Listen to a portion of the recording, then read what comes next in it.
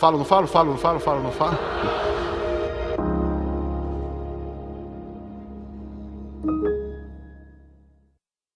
A graça e a paz do Senhor Jesus sobre a sua vida, sobre a sua família, sobre a sua igreja, sobre o seu trabalho.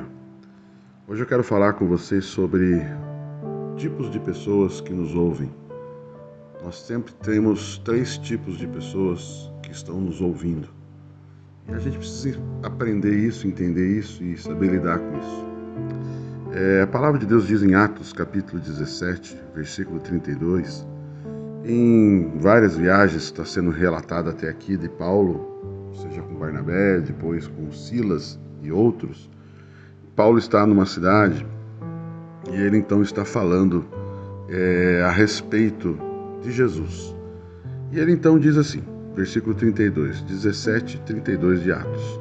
Quando ouviram falar da ressurreição dos mortos, uns zombaram e outros disseram, a respeito disso ouviremos você em outra ocasião.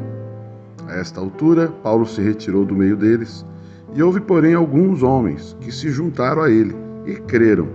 Entre eles estavam Dionísio, o Areopagita, uma mulher chamada Damaris, e com eles mais algumas pessoas. Perceba bem, Paulo aqui está pregando, inclusive, na cidade de Atenas, né? Atenas, onde havia muitos pensadores, muita filosofia, muita pregação, muita eloquência nas mensagens, nos pensamentos, na filosofia.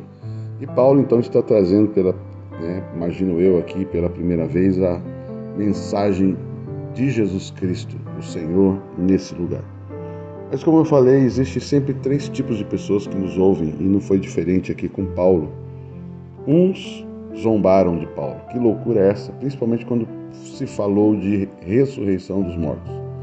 E outros, depois a gente ouve sobre isso, deixa isso para depois, agora não vamos mexer com isso. Mas outros, um terceiro grupo aqui, a terceira pessoa citada aqui, o terceiro grupo citado é aqueles que creram em o que Paulo pregava, né? Aqueles que acreditaram, que creram. Quando a gente está pregando a palavra de Deus, principalmente, a palavra de Deus, e principalmente quando nós falamos do reino de Deus, quando nós falamos de uma mensagem que é uma verdade a partir do espiritual, não uma verdade a partir do que é lógico, a partir do que é mensurável, a partir do que é racional, filosófico, né, que faz algum tipo de lógica.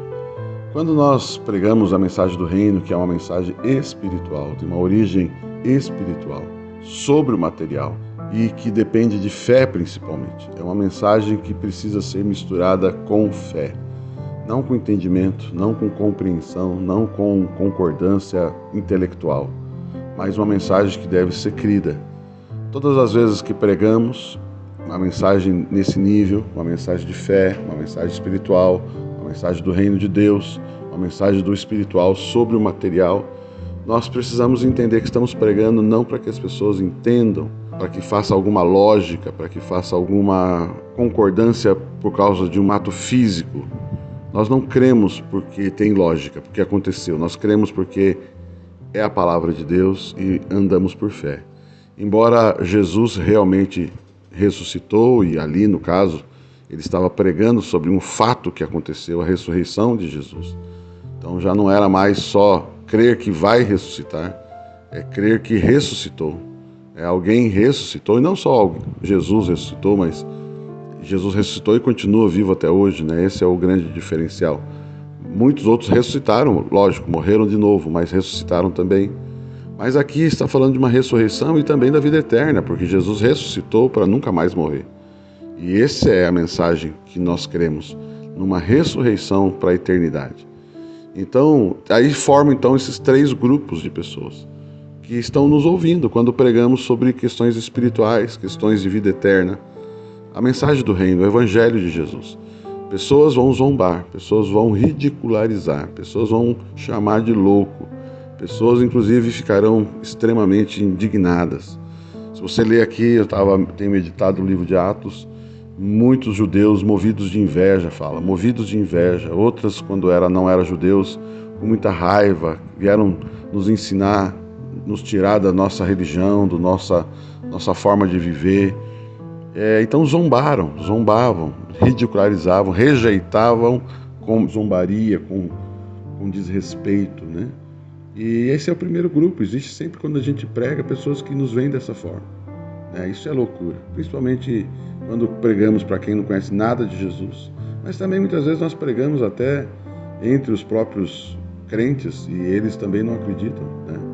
E enfim, ainda preferem ficar com a lógica. Outros têm essa postura aqui, sobre isso te ouviremos mais tarde, é o segundo grupo. Pessoas que deixam para depois, outra hora a gente conversa disso.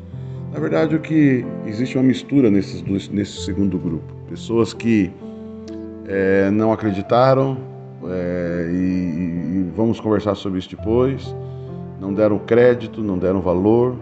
Ou também uma outra motivação para esse segundo grupo eu estou fazendo algo que é mais importante, não quero abrir mão do que eu estou fazendo. Eu não quero abrir mão do que essa mensagem que você está fazendo supostamente está me pedindo para alterar, mudar o meu estilo de vida, e que existe uma forma melhor para que eu possa viver. Então essas pessoas deixam para depois, naquele sentido, hoje eu não vou abrir mão disso. Aquela história do cara que fuma, hoje eu não quero parar de fumar, hoje eu não quero parar de usar uma droga, hoje eu não quero parar de adulterar, hoje eu não quero parar de alguma coisa. Então joga para frente, né? Outra hora eu faço isso, não estou preparado agora. Então sempre tem pessoas que vai jogando para frente, né? A gente aconselha pessoas e vai jogando para frente, vai jogando para frente. E o terceiro grupo, né? Que são aquelas pessoas que se ajuntam à mensagem, se ajuntam a quem está pregando e crê.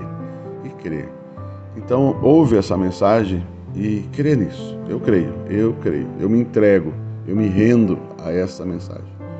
Então eu quero deixar esse pensamento para você, porque quantas vezes eu e você estamos pregando, testemunhando, falando do amor de Deus, ou quem sabe até liderando, pastoreando, e nós encontramos, né, esses grupos de pessoas. E o que nós devemos fazer? Continuar pregando. Sempre haverá um Dionísio, sempre haverá uma mulher como Damares, e mais outras pessoas, e tantas outras que o Evangelho aqui, o livro de Atos vai mostrando.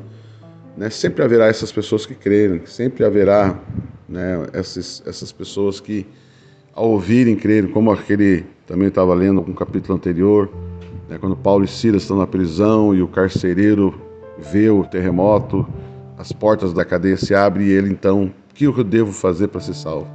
Crê no Senhor Jesus, será salvo tu e tua casa. E isso aconteceu, toda aquela família foi salva, foi batizada, serviram a Paulo, serviram a Silas, limparam as feridas de Paulo e de Silas. Ou seja, creram, se juntaram.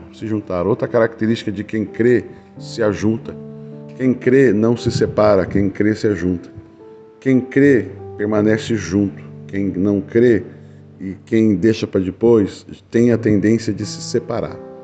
Então, eu queria deixar para você esses 3 grupos de ouvintes. E para o final aqui, aonde eu e você estamos quando ouvimos a palavra de Deus? Aonde eu e você estamos? Eu acredito que se você está ouvindo essa mensagem, você está entre aqueles que creem, não é verdade?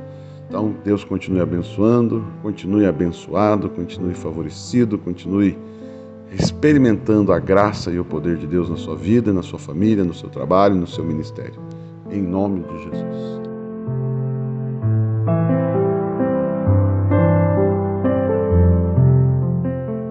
Sou o pastor Papi Casarini e este é o podcast Falo ou Não Falo. Compartilhe essa mensagem para que mais pessoas sejam edificadas e me siga nas redes sociais. Continue abençoado.